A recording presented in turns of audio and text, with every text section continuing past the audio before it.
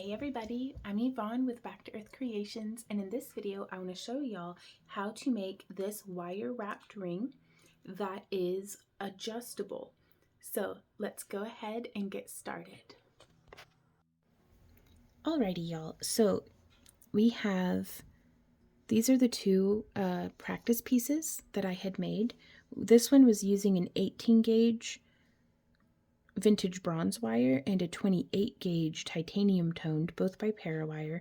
Links for everything that we're using will be down in the video description. And then this one, and what we'll be working with today, is 16 gauge wrapped with a 26 gauge. So the 18 gauge has held up very nicely, but I do prefer the stoutness of the 18 gauge, possibly just for this band. So if I were to remake this one right here, I may use 18 gauge for the frame wires and then just use 18 gauge for the ring band. So that being said, we are going to start. Also, a complete list of all the tools and materials will be down below as well. We are going to do two 10-inch lengths of our 16 gauge wire. And I'm going to be making around a size 9 or 10. So the amounts of wire, though, even if I were making like a size 4 or a size 16 ring, would be very similar. Though a lot of this is dependent on the size of your stone. And I'm just using my nylon jaw pliers to straighten this out just a little bit more. I don't want to overwork it so much that my wire is very, very stiff, but I do want it to be just as smooth and crispy as we can get it. And then for the ring band itself, I'm going to use about 5 inches of the 16 gauge. If you're making like a size 16, you may want to give yourself like 6 inches or so, because you can always trim a bit off. But for the ring band and with this enameled wire, there is no adding more to it. So give yourself a little bit more than what you think you'll need. A ring mandrel comes in very, very handy for this project, but you could use a pool cue or like a cooking spoon handle, or just something that has, a wooden dowel, just something that's the right size for your finger. And then we're going to be using 26 gauge in titanium tone, and I am going to do 2 fathoms or 2 full arm spans. So for me, that's about 5 feet of wire. And I just pull it off of the spool. Now, I would consider this ring, the techniques used here, like the weaving, it's just coiling and then this like little 2-beat weave that we have going on here on the side of the band. I wouldn't consider the weaving particularly advanced, but the frustration meter on this design, it can get a little tricky. And so it's good to practice patience with yourself and with the project, and know that you are not alone if you're getting frustrated with it. But you can do it. Okay, now other side tools that I have, I am going to just run down it. I've got my round nose pliers, flat nose, bent nose, and wire snips, and then the nylon jaws. But then I also have an awl. You could also use like a T-pin for quilting, but I really like having the control of a larger handle. And then your stone. I do prefer a marquee shaped stone like this, something that's pointed on both ends, because, oh man, it's so much easier to do the little crossbars of the wire on it. I'm going to try zooming in just a smidge more. I'm going to risk it. But yeah, you can kind of see how with the oval, it can get a little tricky. It's not impossible, but it can get a little tricky. So if this is your first time doing this ring design, I would recommend looking for something that's a marquee cut. Woo! Where'd it go? Oh, there it is. My keyboard caught it. Super durable. Now, we do sell gemstones and fused glass cabochons on our website, backtoearthcreations.com. And we do new shop updates every Monday. And aside from becoming like a YouTube channel member or a subscriber over on Kick, where we do live streams and where our studio audience is hanging out, shout out to our studio audience. Thank you guys for keeping me company today. A big thing that supports our business is our online sales of the different gemstone and fused glass cabochons, as well as lampwork glass beads. So if you're looking for some unique crafting materials, be sure to check that out. And first, a word from our sponsor. No. So we're going to take around the center of our 10 inches of 16 gauge wire, and I'm using my flat nose pliers, and I am just bending quite firmly up against the pad of my thumb, and I'm going to flip it and grip on the other side and press as well. And that can just kind of keep things very crispy and straight there near the tip. And you just want it to fit the tip of your stone. And then we're going to do that same thing on the other piece. And I'm going to compare this one. So we have this, I'm going to do the bend just to see if it's entirely in my head. Yeah, it's probably mostly in my head, but I like double checking for good measure to just make sure that both sides are nice and crisp. But just in case, it doesn't happen as much on the 16 gauge, but on the 18 gauge, if I'm pressing with my thumb, it'll oftentimes take the curve of my thumb. And so from here, I'm going to take our stone and press it into, normally I'd be doing this on a firm surface, but I'm just going to press the lines of our wire around the perimeter of our stone. In that way we can kind of get an idea. There's the shape, and now without changing the orientation of our stone, I'm going to come in on the other end and just bringing that around. And so now we'll be able to frame our stone. I'm going to take one of our lengths of our 26 gauge wire. Now you could use this with 28 gauge, but here you can see directly side by side. The 26 gauge can sometimes get very easily squished and moved away from where you originally wanted it, whereas the 26 gauge is significantly more robust, and so I do like the 26 gauge for this, but the 28 has held up wonderfully. So it could be a stylistic thing, just whatever you decide. I'm trying to think. I mean, I probably wouldn't go any thicker than 24 gauge just for the sake of my hands. So, but other than that, it's art. Go for it. Try it out and see what happens. There's no wrong way of doing this. And so this is my center point. I'm offsetting just a few inches off here to the side. And I'm just coiling. So there's 3, 4, 5, 6, 7, 8, 9, 10, 11, 12, 13, 14, 15, 16, 17, 18, 19, 20. I'm keeping track of the coils that I'm doing here so that I can mirror it on the other side. It's slightly more complicated whenever you have like a teardrop stone because the coils may not be exactly the same, but whenever you have something like the marquee wrap here, it should be a little easier to keep it symmetrical. How many was that? I think it was 20. Yeah. 21, 22, 23, 24, 25. And let's do 30. 26, 27, 28, 29, 30. We're going to give it a good smush. And I'm going to slide this down. And then I like to use my fingernail to kind of help slide it over that tip.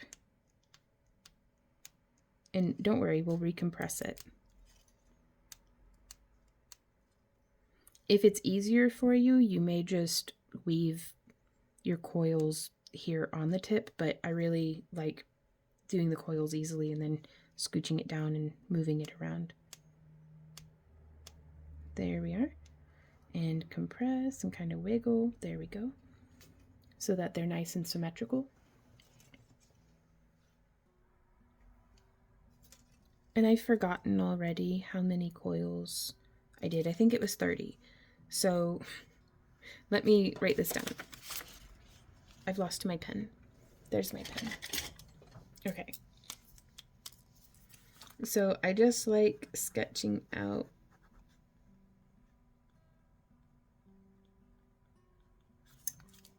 now I'll remember, hopefully. And so from here, I'm going to start with the part that goes across the back so we can keep that nice and straight. And I've used this technique quite a bit. It's inspired deeply by the like heady wire wraps, like the frame wire that goes across the back that's often made out of like a half round wire. Well, I didn't have any half round wire, so I did this, and I really liked how it came out. 2, 3, but there's a lot of room for variation and creativity. And so now that we've done that first wire across and then 3 grounding wires here, and also if y'all would like to see the like full length unedited version of this, as well as the making of this ring, you can find those over on Kick. And we are going to be doing a video archive of some variety on our website, backtoearthcreations.com, where you can find all of our Kick streams just hosted there on our website. So we have those 3 wires grounded, and then we're going to place our stone. And then I'm just wrapping across the tip here. And so I'm holding the stone and then just pressing in. This first one's a little tricky, but that's okay. And then we're just going to wrap. So there's 1, 2, and 3. And now I can put the stone down, and I just don't want to pull very hard on the wire, but I am going to just bring it around, place it. There's been 3 coils made on this side, so the spacing is even. And then we'll go 1, 2, and 3. Give it a little bit of a squish. And now we can place the stone back in. I'm a little indifferent about which end is which, but I am going to try to stay consistent. But it's not the end of the world one way or the other. And so crossing over here, and I'm going to try to squeeze that, yeah. Squeezing it down to make sure that the tension is correct. And so bringing it across the front, pulling this wire around. Oh, that's so pretty. I love labradorite. With this design, I do recommend a stone that's a little bit more opaque as opposed to something that's more translucent, just because, like, I was concerned with this one that you'd be able to see the spirals and stuff on the back through it, which isn't the end of the world, but it is something to be aware of, that you will be able to see through that. So there's 1, 2, and 3. And then I'm just going to bring this around the back. There's 1, 2, and 3. And you can see here I'm using the side of my finger to prop and then these 2 to push down. You could also just, I mean, it would be a lot easier. Life would be a lot easier if I just used some like low tack masking tape to just tape around on the end here and then do this. But here we are. So 1, 2, 3, bringing that around and coming up and through. There is 1, 2, and 3. Now, something that's going to help us quite a bit in maintaining our symmetry is just doing the same number of stitches. There's a bird yelling on my porch.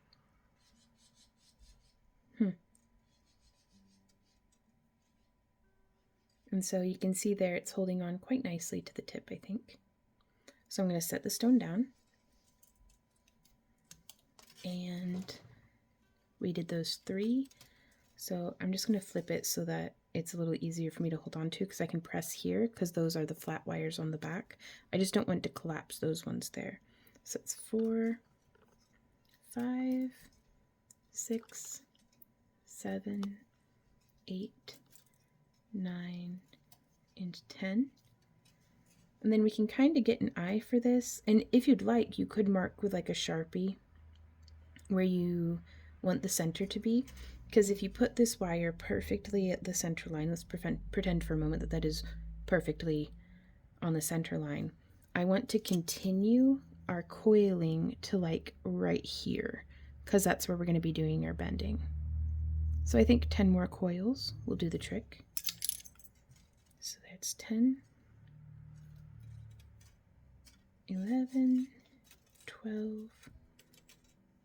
13, 14, 15, 16, 17, 18, 19, and 20. Now be sure to like sign up for our free newsletter email that we send out, because we send out emails every time we have a new tutorial here on YouTube.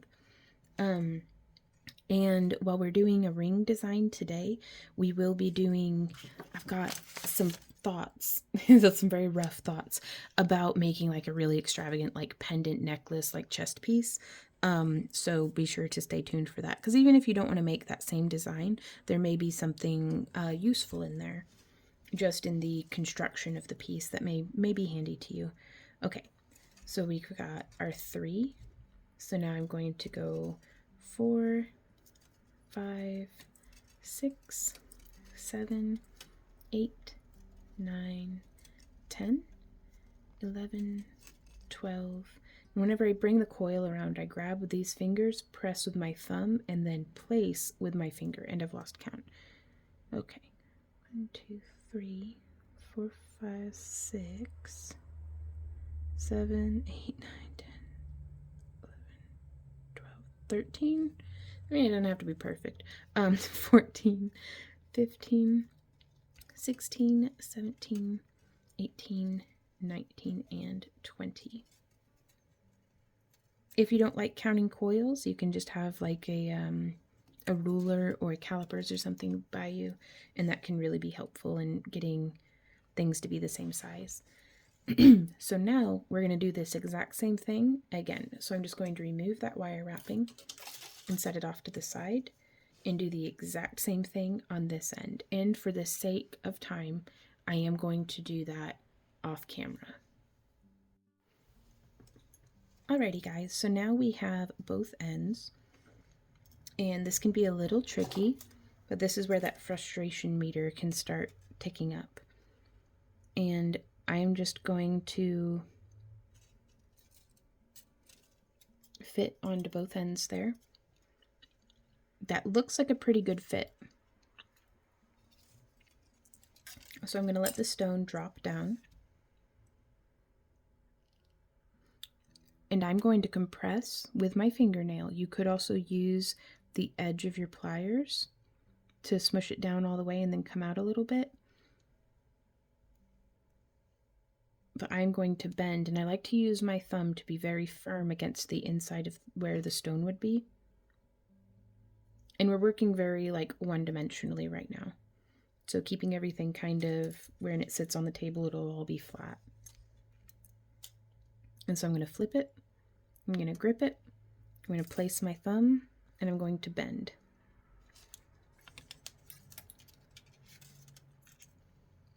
Just like that. And then we will do that same thing on the other side. Oh, that's a Z-dog. And then I'm going to grip,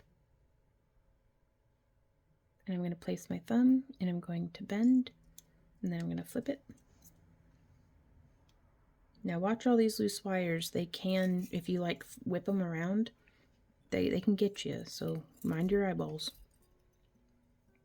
Place that there, place your thumb, and bend. And so now we can take these two pieces. I like the wire that's traveling that way to stay that way, and I like this wire to stay kind of in my lap, and it just makes things very minutely less horribly chaotic. And then I'm going to place, well, that looks pretty good, because we want there to be enough room for us to place our ring band wire. in between them. So, and again, this is where it gets a little tricky. For me, I would really recommend using some painter's tape or something just to hold these onto the ends. It would make life so much easier, but here we are. I'm going to take our core wire for the ring band, and I'm going to start by just making a little spiral. And I want this to be an open enough spiral that I can still fit the tip of my pliers in, because whenever we're getting in to do the resizing on this ring, you really want to be able to grip it. So that's just something to keep in mind. And I don't want to do any like sharp bends or anything. I want to keep it nice and gradual and smooth. And so again, placing the stone, I'm going to place this wire with the coil just right here on the back. And I'm kind of just wrapping my pinky and ring finger around this whole mess and then just gripping on the ends. And yeah, like there. Woo, and it's going to be weird, but it's just for a minute.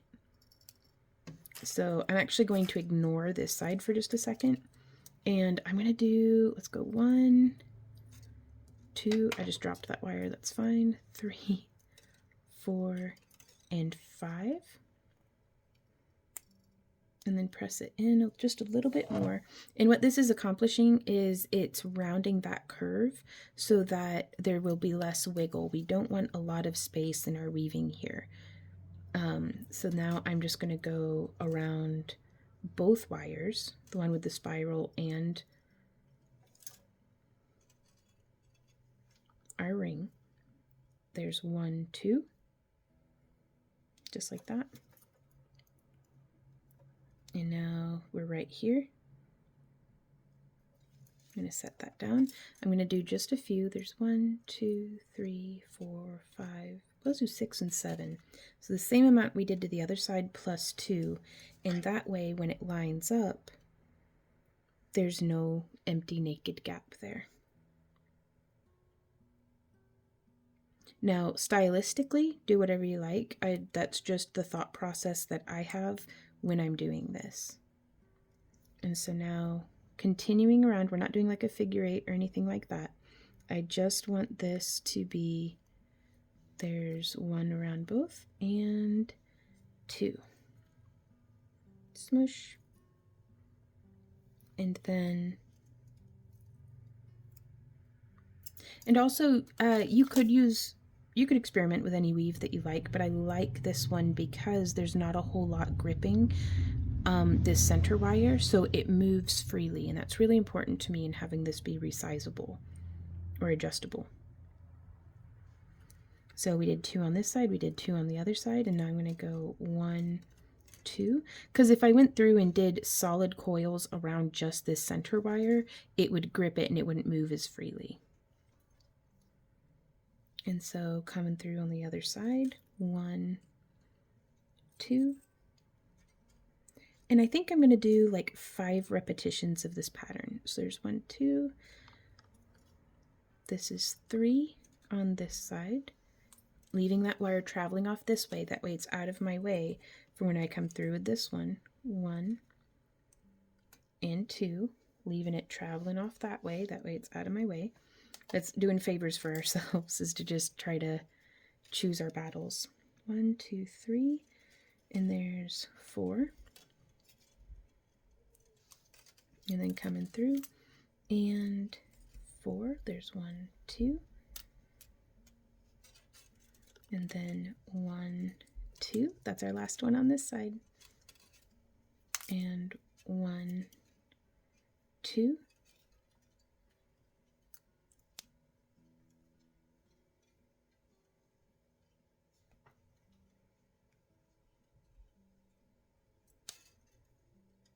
and now from here I'm going to splay these out just a little, and I want to go 1, 2, 3, 4, 5.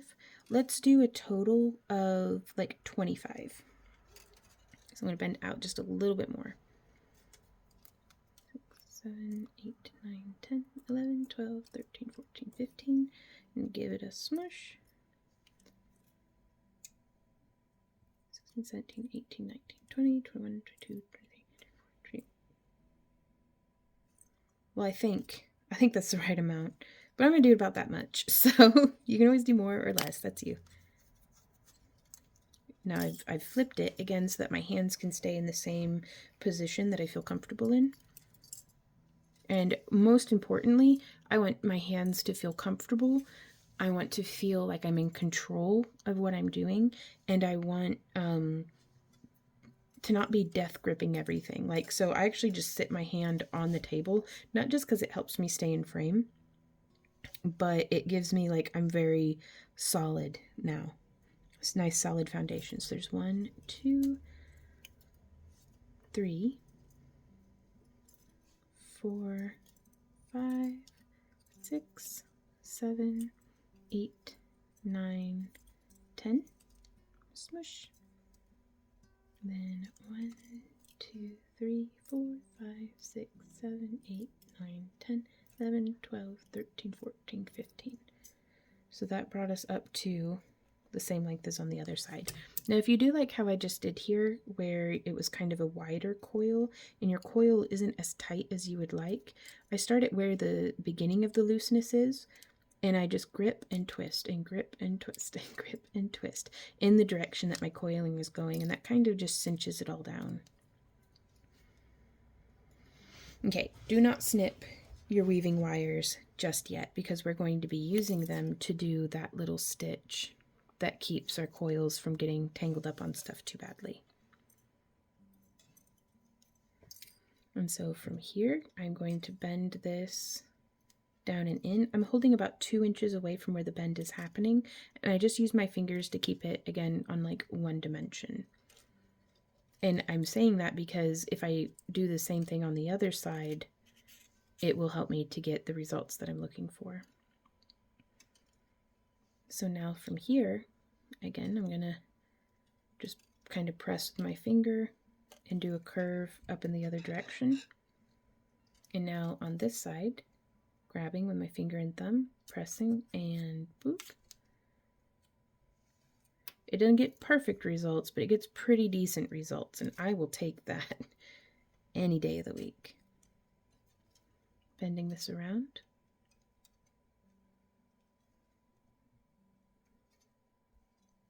And so from here, it does look like we can do definitely some more coils.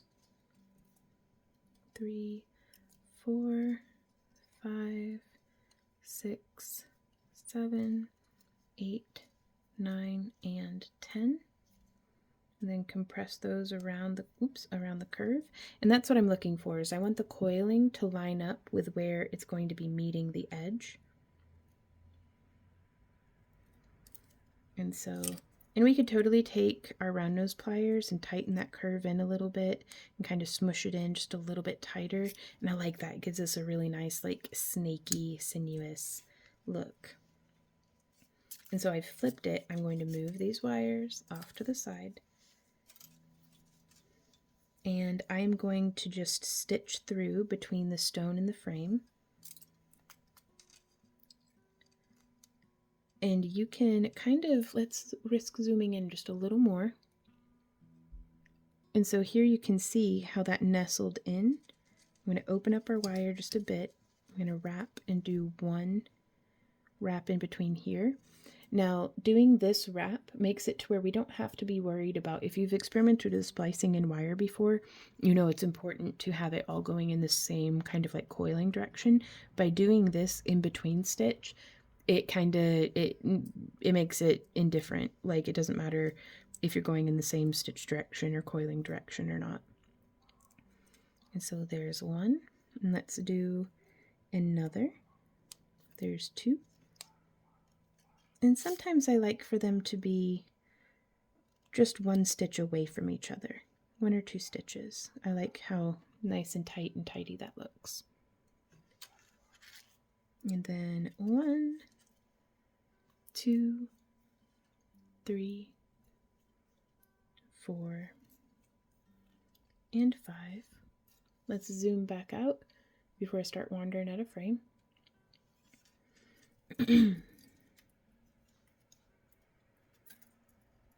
And so I'm going to snip the wire here, but I want to get the coiling. Let's do like at least 5 more coils. So 1, 2, 3, 4, 5. I lied, we're doing 10, 6, 7, 8, 9, and 10. Now, whenever we're snipping our wire, I like to snip the wire where it will be landing in between the coil and the other part of the like in between the wires. So like for example, if here on the stone, I'd want my snipped end to land between the cab and the wire. That way whenever we're wearing it, there's one less pokey bit to have to worry about. So to do that, I'm just going to come in here and I'm going to snip, and then I am going to burnish that down. And sometimes I have to snip a little further still, but where it ended, whenever we make our coil, that's going to be sandwiched. And so I'm going to come in here, just lined up, like putting the back of my wire snips on those, but making sure I'm not snipping. Like I only want to be cutting the one wire. Okay, so there's that. I'm bringing it around now to, we're going to do, how many was that? 10, 5 or 10 maybe. There's 1, 2, 3, 4, 5. Oh, that's very wide, but that's okay. We can condense it and then pull just a bit. Yeah. 6, 7, 8, 9, 10. Smush. Coming around real nice. And now I'm just going to do those stitches up through here.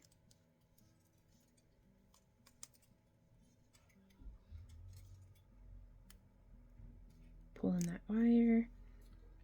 There we are. And then I'm going to tighten that up just a little bit so make some space so I can fit in that second stitch. And then coming through. Now sometimes, I haven't had to use the awl very much so far, but I'll often use the awl to get between the frame and the stone if I need to just make a little bit of space so that I can fit the wire through. That's what the awl is for. And so there is our second connecting stitch, and then there's 1, 2, 3, 4, 5, 6, 7, 8, 9, 10. How many did that do on this side? Maybe 15? I don't know. I should have written it down, but 1, 2, 3, 4, and 5. Looks pretty good. Placing that and snip. And so now I'm going to take this. I'm going to snip just right there, and then we are going to burnish it.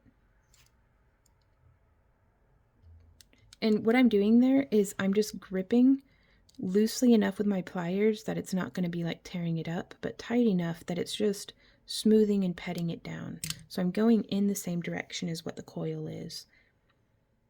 Oh no, I totally forgot. Oh, goober.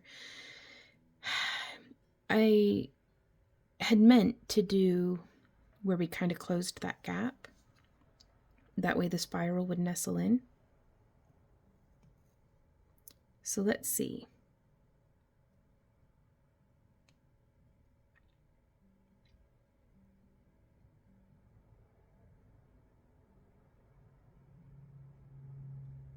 Well, I just burnished that down really well too, because I'm trying to snag the end to pull it up and it's not working. So what I'm going to do is I'm going to show y'all how to splice in some wire. So I am actually just going to undo.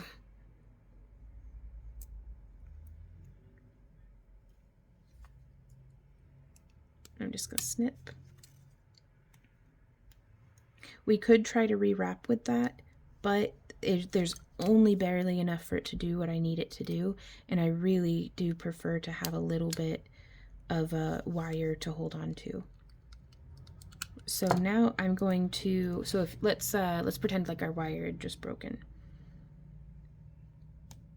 Or you did exactly as I did and didn't get your positioning the way that you wanted it. So I'm going to remove about 10 stitches back, and I am just rough estimating it with my eyeballs. And I am going to go ahead and snip and burnish down that loose end of wire, but not too much though. And I'm going to take my fingernails and I'm going to kind of pull down on it just to open it up a little bit. And then, no, that's not going to be enough. That's likely not going to be, that should be enough. We'll see. And so again, you want to pay attention. Now it is very important that your coiling goes in the same direction.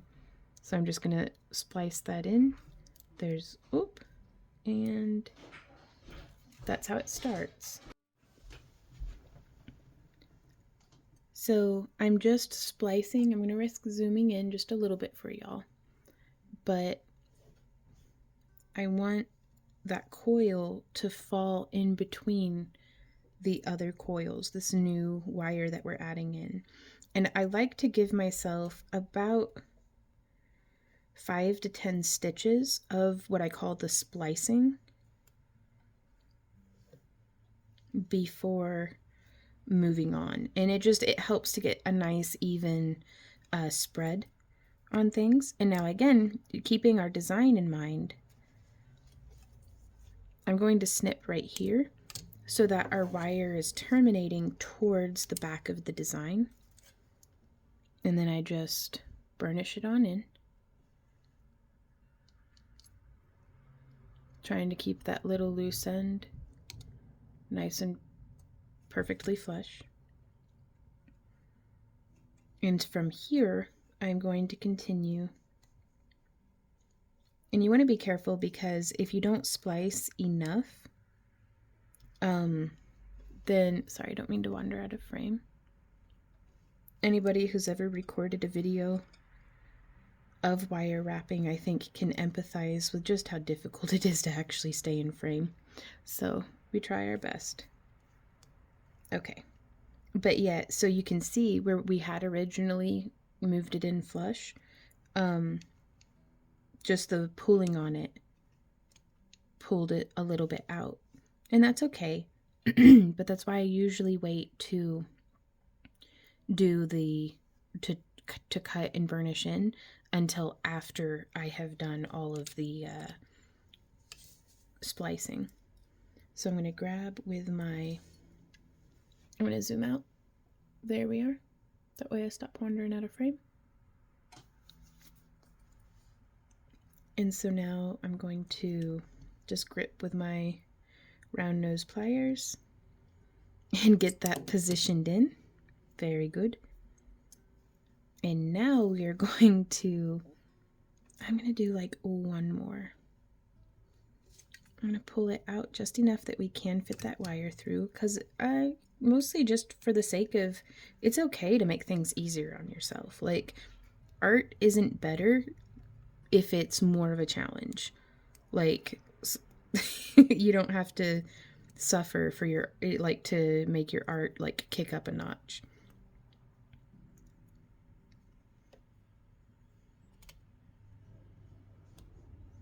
Which sometimes, you know, there'll be a little sense of like a, you know, well, I spent so long on this piece, it should be better than what it is. And it's like, no, it doesn't calculate like that. So use the tools that make the job easier for you. Move the wire if it's easier for you. If something is uncomfortable, make it comfortable for yourself. Because if you enjoy the crafting that you're doing, then you are much more likely to stick with it, and therefore you're much more likely to get more practice, and therefore you're much more likely to progress in the skills that in the direction that you want to see. So again, just splicing that in just like that, if you can see how the wires are. And then we come in 2, 3, 4, 5, 6, 7, 8, 9, 10. And we have very little wire left to use, but that's okay. So I'm going to grab with my pliers and tighten that down. 11, 12, 13, 14, 15. So that way we had enough to finish. I like that. I like having enough. And so we're going to give that a snip. And we are going to burnish in that little pokey end.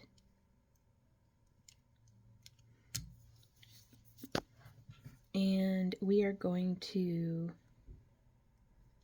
how did I do this?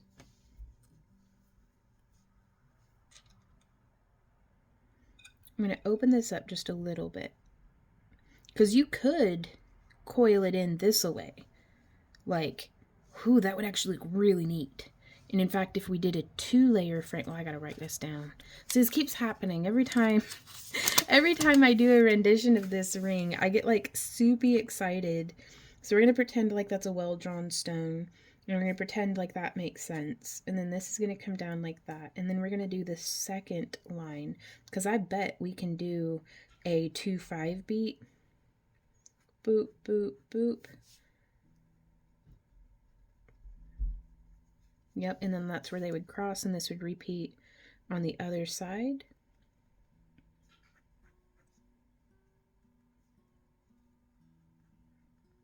So stay tuned for future tutorials, y'all. We're coming up with new ones every day.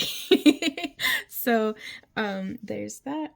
And then this, oh, that's supposed to be attached to that wire. There we go. This first wire would come out. We still have dashed to indicate it's behind the stone. This is the wire that gets made into our ring. Again, dashed to indicate it's behind the stone. And it would come down, both of these would come this way.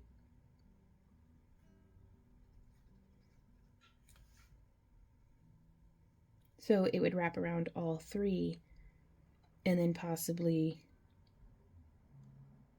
1, 2, 3. No, we would just do the continuous, just like on this one, like how we did. And so then we would have, this would come down and come out and finish like that. And this one would come down and out like that. Okay. Thank you guys for that. I just needed to get that written down, and I figure there's nothing like sharing the creative process with you guys, because this really helps me to make sense out of the gist of what's like in my head, that it's like, you know, I kind of went the fancy scroll work, but this helps me map out between the pile of beads and wire in my final vision. And that'll be something that I can stumble across in the future and hopefully still be able to make sense out of the scribbly hieroglyphs. Whoop! That's all right when your pliers slip off. But we're just coming around. And so you want to give yourself enough space that you can actually fit your pliers in there. And instead of bringing my hand around and trying to do it in reverse, I'm just going to flip the piece, hold my hands exactly as, exactly as they are comfortable. When that happens, what's happening is I'm grabbing just a little too close to the tip. And so just back it in a little bit.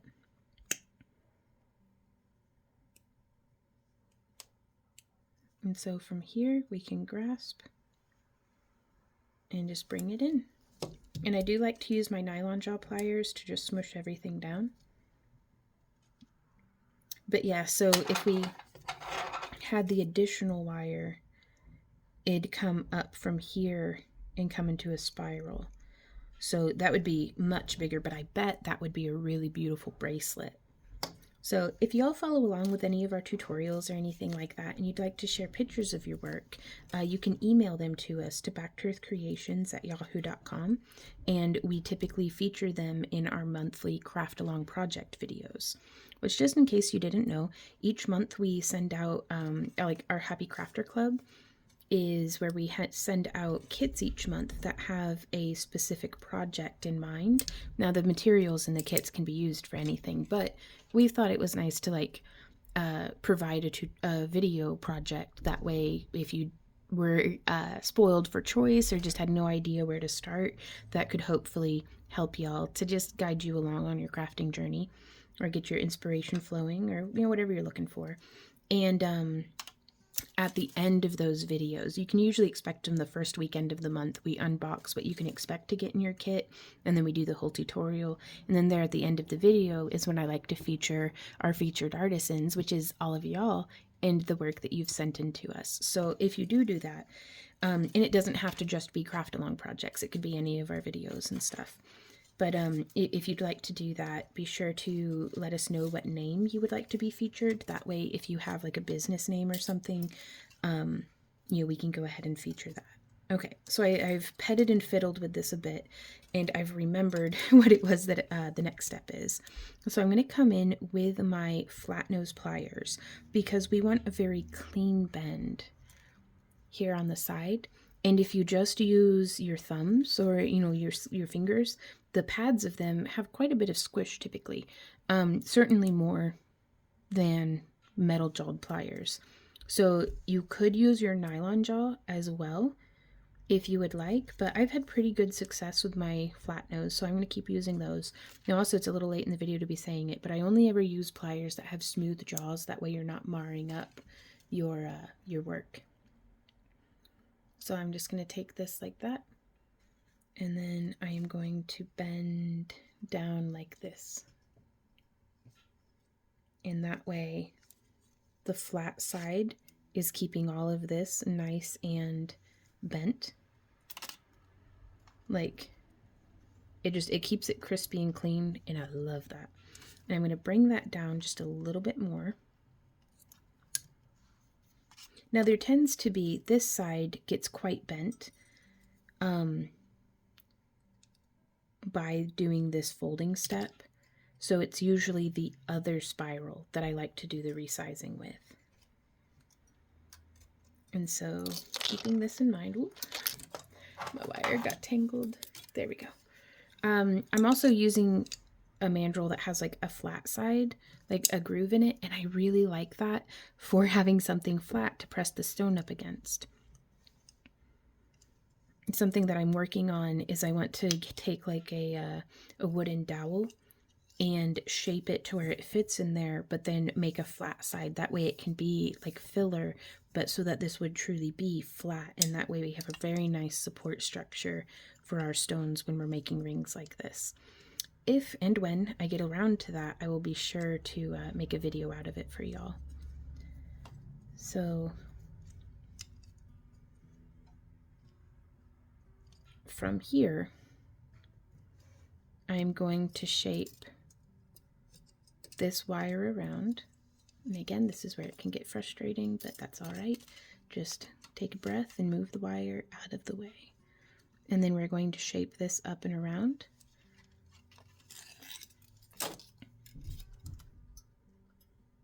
And I'm just having it be a little larger than what I was going for. I'm shooting for a 9 or 10, but we'll tighten it in. Like, that's how I'm going to demonstrate the resizing for y'all. And so now I'm going to come in and I'm taking this, just one side, and I'm bending it down. And so again, just turning the piece to be accommodating of my hand position. And that's the best way to keep it ergonomic, because if you're twisting up like this to do stuff, it doesn't matter how fancy your pliers are, your hands are going to hurt, your wrists are going to be bothering you. If not at first, then after a while. And then I'm bending this side down. And now, and I've left this larger, that way it's a little easier for me to do the weaving that we're fixing to do. So it keeps just going like blah. So I'm going to start down here on this one. I'm going to go 1, 2, 3, and I'm going to encourage those coils over the curve of our bend. So there's that. 4 and 5. Again, keeping it nice and compressed. And then from here, I'm going to wrap around that center wire. That is our adjustable ring. And see, I was fixing to do a whoopsie. Let's go ahead and undo that. And I'm going to open this up just a bit more. And I'm going to trim off about an inch just because I think that's, I'm going to do like 1.25 inches. I think that's what I need.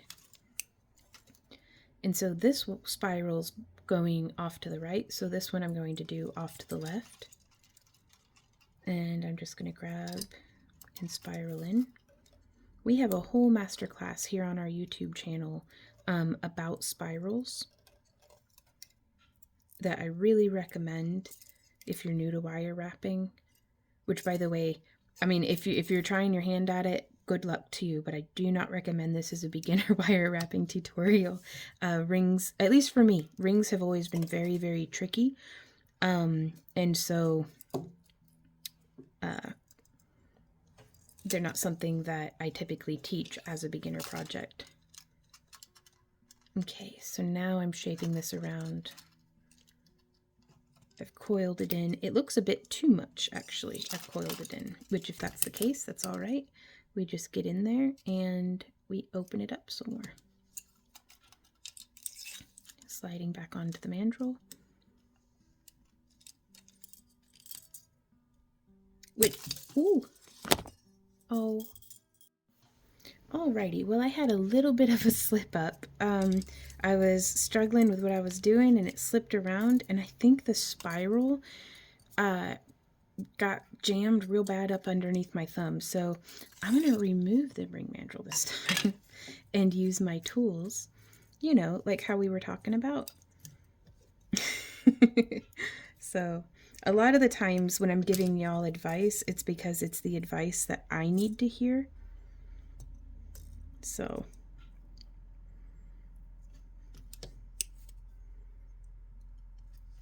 just getting in there, spiraling it back in just a little tighter, and we can take our pliers this way. There we go. So I think that's going to look pretty good. Sorry, the Band-Aid I feel like is excessive, but it was still like bleeding, so I didn't want y'all to have to look at it, but I am okay. My poor studio audience has been like, they straight up were like, Vaughn, you need to be wearing bubble wrap. And I'm like, I know, do you have any? Because I could use some bubble wrap. Okay.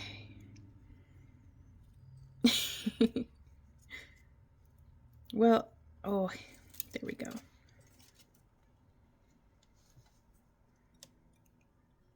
So again, coming in, bringing this around. Now I do want a little bit more of a bend just to be able to get that weaving to sit nice.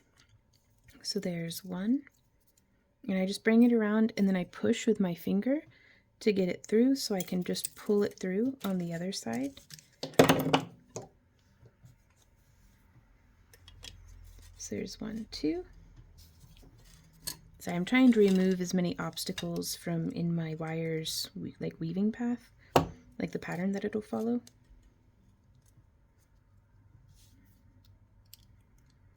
And so what's happening is causing me difficulty. I need to put just a little bit more of a bend there so that spirals up out of our way.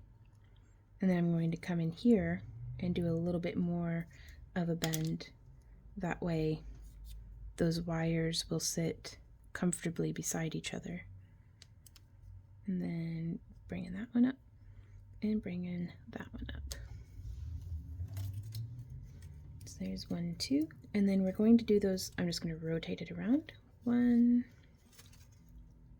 2, 3, 4, 5.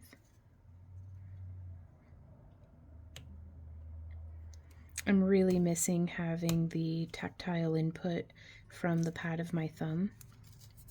I had 2 layers of all that bandage, all the Band-Aid. It's kind of like wearing earmuffs for all my little nerve endings. So, but we have, and then, so we did the same 5 as what we did on the other one. Now I'm going to go 1 and 2, keep that smushed down nice. And then I'm going to take this, and after we get this second one, like repetition 1 on this side and then repetition 1 on this side, it's going to be much less fidgety. And so there is 1 and 2.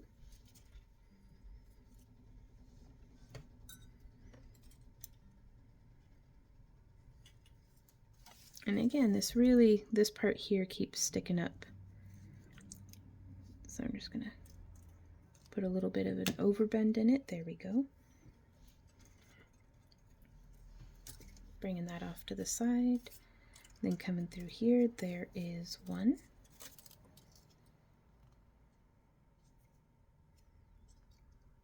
See, now we can pull nice and tight and it's not slip sliding around. And if you prefer, you can use the end of your wire if that's easier for you than pushing through. 2.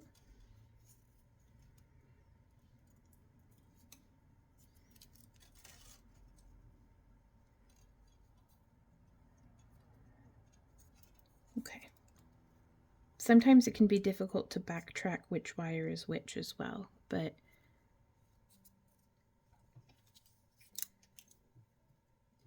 there's 1, bringing it down, and 2.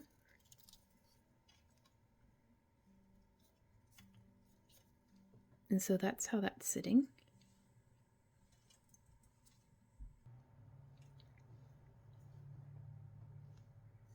So we have 1, 2, and then 1, 2. And again, I want to have a nice dense weave on this if I'm able. So there's the, yep, that one's coming around. What did okay, I see I fed this one through sooner. So that's where I confused myself. Okay. So there's 1. And there's 2.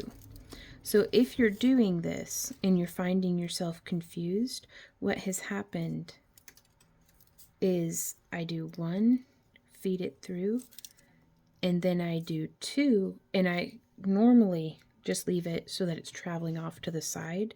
Sometimes postponing a step, postponing that push through, helps keep it much more simple about which wire is which. 1, 2, 3 repetitions.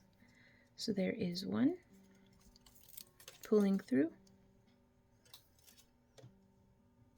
and 2, pulling through. Making sure that our wires are not crisscrossing over each other or back coiling or anything like that. Coming down, there's 1, and 2. So just 1 more on each side.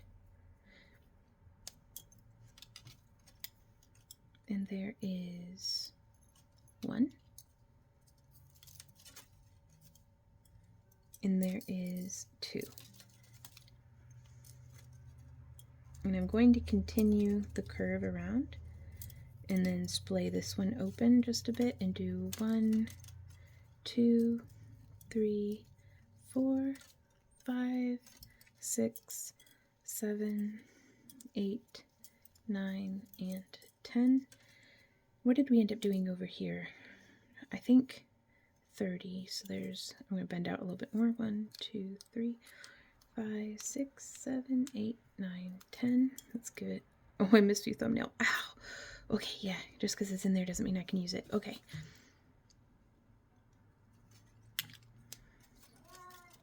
Hey, Ember. 2, 3, 4, 6, 7, 8, 9, 10. Now, if you're like me and you can't use your thumbnail anymore, you can use your pliers, gripping the wire just lightly enough that you can still move freely, but tight enough that it catches the edge of that wire. And then you can pull it down nice and tight. And so let's do those last, because we've got 1, 2, 3, 4 repetitions of this. Let's do those last 2 on this side.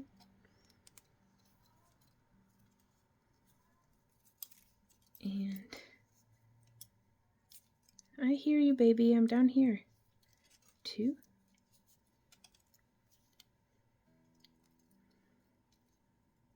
And see, I didn't need to feed through on that one.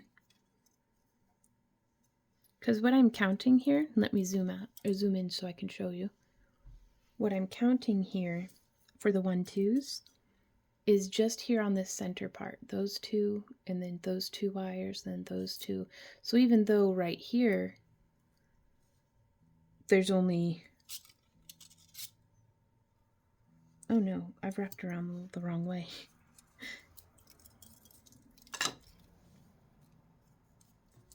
Okay. So here you can see it still has those 2 right there on that center wire. But if I were to turn it right here, it looks like it only has 1. And that's just because I haven't fed through that last wrap yet. But I'm going to complete it around. And now we're going to do our 30 on this side. And I'm so excited. We are so close to being done, you guys. Like, we can do this. We can do this. So let me zoom in just a smidge more. I zoomed out too far. Okay. So there's 2, 3, 4, 5, 6, 7, 8, 9, 10. Let's remember to use our tools. 1, 2, 3, 4, 5, 6, 7, 8, 9, 10. Smushing down. If I do more than 10 sets of coils before doing a smush, it tends to, I feel like it looks baggy. 1, 2, 3, 4, 5, 6, 7, 8, 9, 10. And smush. And cinch. Ooh, look how nice it's looking. Oh my gosh, that lab. Eee! The number one thing, you guys, the best way to make jewelry is with joy in your heart. Like, if you're enjoying it, do it. It doesn't matter how it's looking. If you're having fun, that's the point. Everything else is a byproduct of the joy of crafting.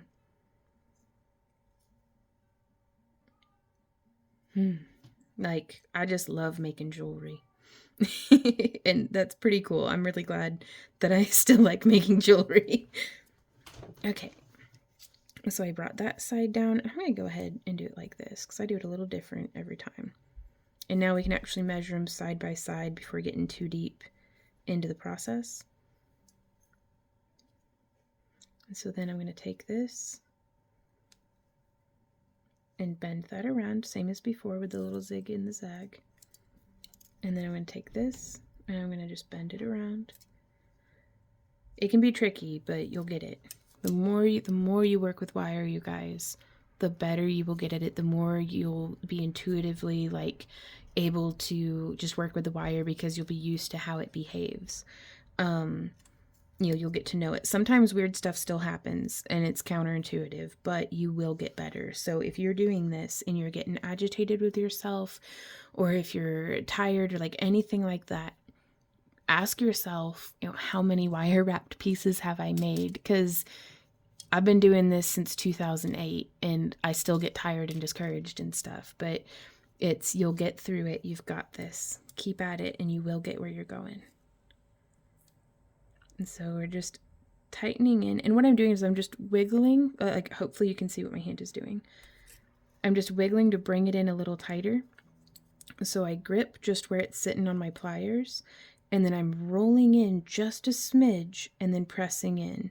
And then rolling in like minute, re-gripping on the pliers and everything. And that just brings it in. It reminds me of like zodiac signs. I don't know. Something. It reminds me of something and I love it. I don't know what the thing is it reminds me of, but I do know that I love it. So that's a start. 3, 4, just continuing the stitches to bring it around so that we can do those splice, like kind of where it's bridging the gap. And we're just going to feed this through just the edge wire between the stone and the edge wire. And this is where the awl comes in, and I'm going to like just pray a little bit that I don't get stabbed in the finger again. So being extra careful.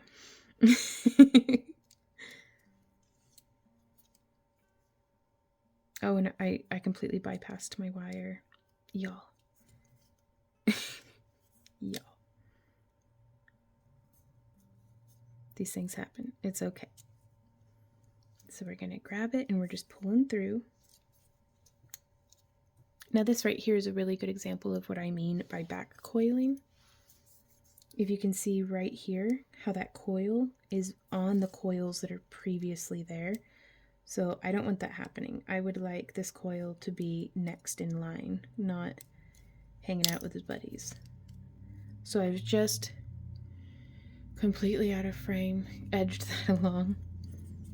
So what I did was this wire was crossed back over these guys, and so I came in and I kind of just pushed it back over. That way it's not back stitch. So zooming back out.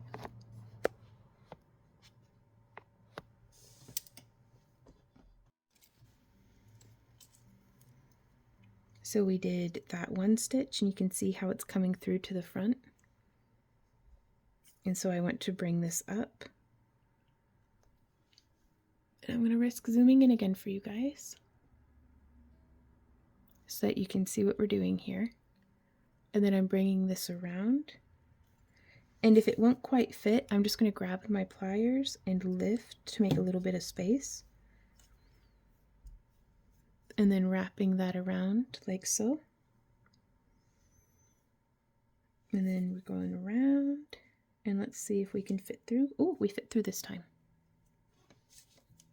I'm grabbing. I'm pulling through.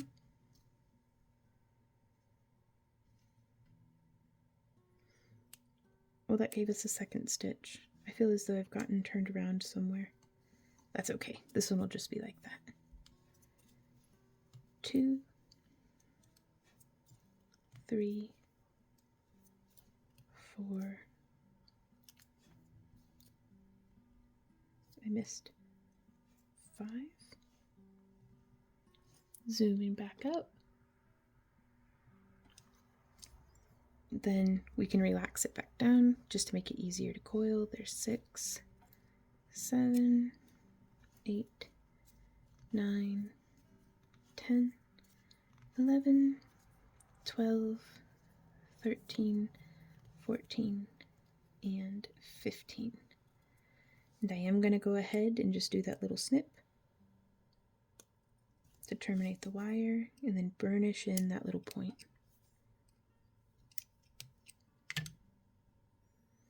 Okay, so now we're going to do that same thing on the other side.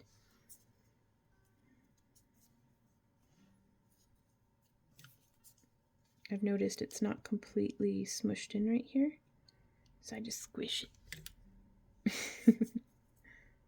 There's pushing that through. I love my bent nose pliers for getting into tight spaces without having to like twist my hand at funny angles. Okay, so wrapping around in between there, and then coming back up and coming back down. And then we can bring this wire back down too, and that way we can get nice and snug where we want to be.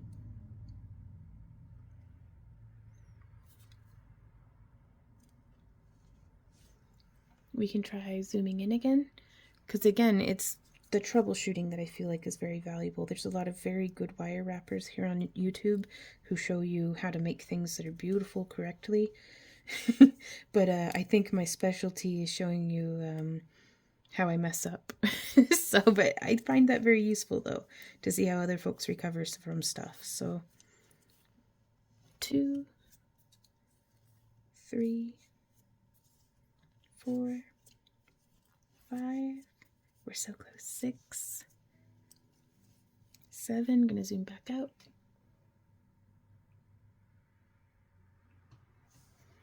What were we at? 7, so there's 8, 9, 10, 11, 12, 13, 14, and 15. So we're going to give it that snip so that that wire is sandwiched in between. burnish, burnish, burnish. And then we're going to do that thing where we just, and I'm going to eyeball it because I do not want to risk snipping the wrong wire or snipping multiple wires. But just snipping right in line with the top edge of that curve, and that's going to help me, hopefully, to get a consistently sized spiral. So I've just bent out the arms so they're going woo, like, and then I'm going to grab here and here.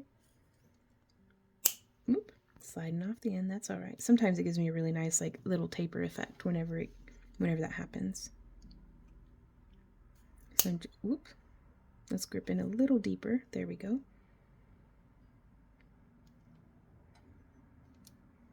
So there's that side. And then coming in here like this. And there is that side. I'm just going to get in here and squeeze that down a little bit. Now that can separate our wires, but I'm going to take this all, and not using the tip, but using the edge. I'm going to redistribute those little coils, and that way, hopefully, it will look like pretty nice. So I'm going to grab here and squeeze like that. I'm grabbing here and squeezing like that. You could take, if you're doing a much smaller ring size, I would recommend having the band fitted to that size and then using a nylon jaw plier or nylon head hammer on a metal mandrel and set this down and kind of hammer it gently, starting at the tips of the curves, just to take them from being flat, because that flat works out on a larger ring size, but the more petite you get, the more you're going to need to shape that around, and that's how I would recommend doing that. If you don't have those things, you could take mandrel jaw pliers, or if you're very careful, some round nose pliers, but that would be, I would almost go the route of not doing this, overdoing it, if all I had to use was my round nose. But you could take it and just gripping with your mandrel pliers, because they have that consistent width of flat face, or not flat, but curved, consistently curved space here on the inside of the jaws. So you can take that, and I do it on one side, and then I do it on the other, and I'm gripping as close to the tip of the curve as I can within reason. I really want to be careful to not slip off of there. But now you can see that's the curved side and the flat side. The curved is very comfortable and nice to wear. So I'm going to do that on both sides. But I typically always bring a plastic grooved mandrel, an aluminum mandrel that doesn't have a groove, and a dual-faced hammer that has like a chasing hammer on one side and a nylon head on the other with me whenever we go to vending events, and that way I can resize stuff for folks. Yeah, this one's, you can see, got a little bit of wiggle room, but that's all right. This is a perfect opportunity to wiggle, wiggle, wiggle. Burnish, burnish, burnish. Try to feel out any little odd pokey bits. And from here, I'm going to take this. These guys, here we go. And I'm going to grip and spiral in on that side. I use the flat side quite a bit to just be a flat, hard face to press against. And then on this side, I'm going to grip and I'm going to pull with a little bit of a wiggle. Do you see how that's sizing it down? Now also something that can be really helpful. Again, I'm going to take my mandrel pliers because they have that larger round face, and I'm going to feed in this side. Now that brought it quite a bit ways in, but I'm going to show you it's easier to go ahead and do it in a chunk like that. Cinch that in, and then get in here. Here we can even do this side. That way we can use the flat face of the, if you're using a soft stone, do not just do what I did, y'all. Pressing on the face. Like if this were a turquoise, I may have broken it. And it's because I mean, you don't want to break off those tips and stuff. So in fact, I don't know if I would recommend this design for a malachite, azurite, a turquoise, an amber, anything softer like that. I feel like in something this size would need a more protective bezel setting. But that's how that's looking. And it's still pretty loose. I mean, it's smaller than it was, but it's still a little loose for what I'm going for. So now I am going to size in here on the other side. Again, getting quite close, within about 5 millimeters of where the wire is exiting that encasing, because we don't want to be back here and press and risk the wire buckling. Because sometimes I do not want to get stabbed with plier or with wire again, but I'm going to try to demonstrate this. If you're pressing together, it's going to jackknife. Now this is exaggerated, but I've had that happen trying to push, through a bead hole. Like if the bead won't fit, and I'll be like back here and it'll jackknife. And so I'm being very careful to try to avoid that. So within about 4 or 5 millimeters, pressing my finger on that kind of channel that we have there. Oop, and you can see I death gripped it a little too hard. That's okay.